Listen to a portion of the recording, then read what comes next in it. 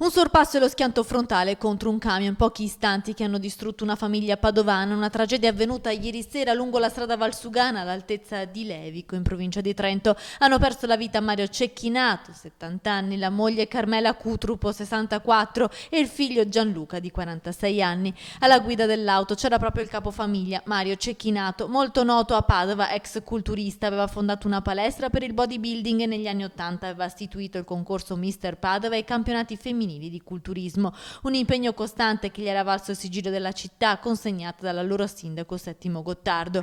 Oggi nessuno dei vicini di casa nel condominio di Santa Maria in Vanza, Città Giardino, vuole parlare. Scossi dalla tragedia, ieri pomeriggio avevano salutato la famiglia Cecchinato diretta in Trentino dai familiari della signora Carmela.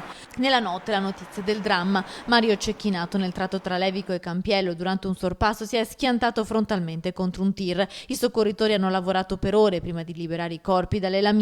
L'impatto è stato talmente violento che l'auto della famiglia ha fatto testa a coda. Carmela, seduta a fianco al conducente, è stata sbalzata fuori. Mario e Gianluca sono rimasti intrappolati nella gabbia mortale delle lamiere. Sul posto anche i carabinieri di Borgo Valsugana per ricostruire la dinamica dell'incidente. Oltre al sorpasso azzardato non si esclude l'ipotesi del malore.